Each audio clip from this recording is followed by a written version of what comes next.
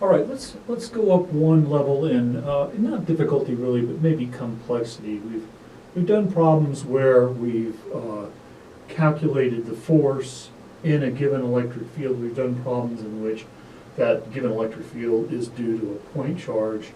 Now let's just go up and talk about what to do when you've got a raise of point charge, as we have in this problem. This problem has got 4 point charges, 2 nanocoulombs minus 6 nanocoulombs, and 1 nanocoulomb. And what we're asked is find the vector force, find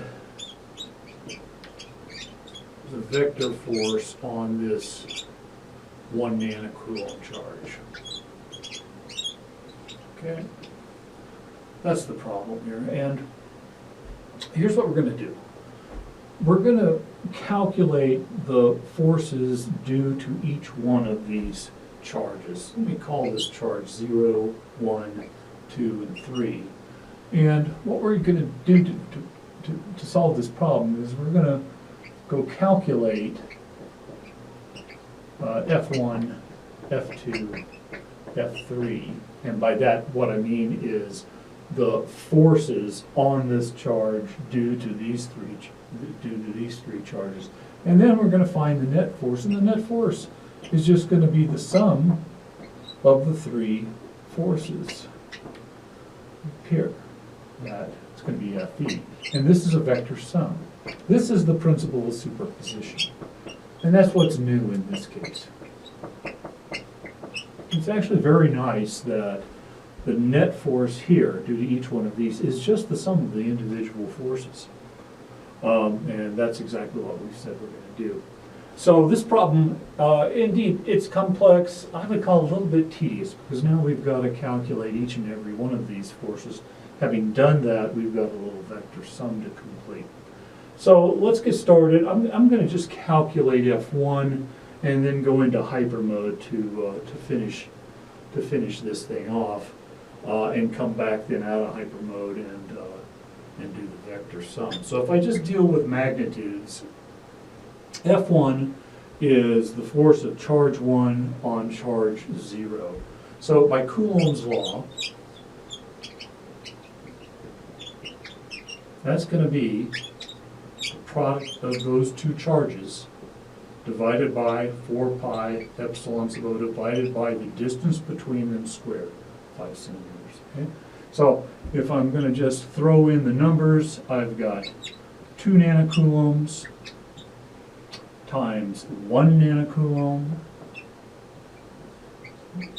and then 4 pi epsilon 0, 8.85, 10 to the minus 12, and that's in Coulomb squared all over Newton meter squared.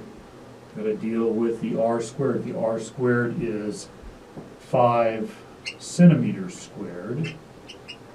And to stay in SI units, I've got to put in 10 to the 4th centimeters squared over 1 meter squared. And I think that does it. If you calculate this, you're going to end up with, I think the number is 7.19 times 10 to the minus 6 coulombs. Okay? So let me speed through and calculate F2 and F3.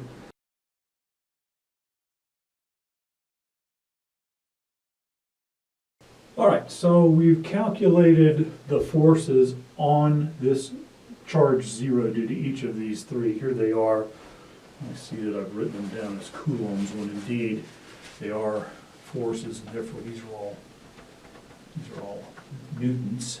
So I'm going to correct that quickly.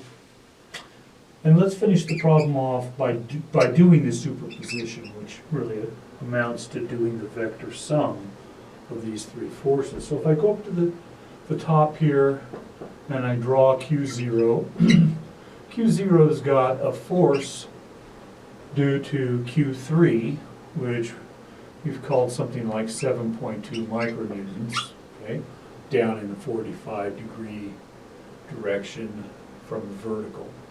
It's got a similar force due to Q1 of 7.2 micronewtons. And look what happens. By symmetry, the symmetry in the original problem, the horizontal components of each of these forces are equal and opposite. All that remains is just the vertical component, and we can find that through the parallelogram rule. And there it is, and I think you can see you've got a square, you've got a diagonal, which is root 2 times the length of each side. And so that residual force is 7.2 times root 2. And if I'm not mistaken, I think that's 10.18 micronewtons. Okay? So that is trying to balance the attractive force due to Q2, which we had as 21.58 micronewtons. And so at the end of the day, what we've got is a force in the vertical direction of 21.58 minus 10.18 micronewtons, and that number I think is 11.4 micronewtons, and that's the answer. All right, so really superposition, you're going to use it all of the time. It just says that the force due to an array of charges is the force due to each separate array, to each separate charge. All right? Thanks.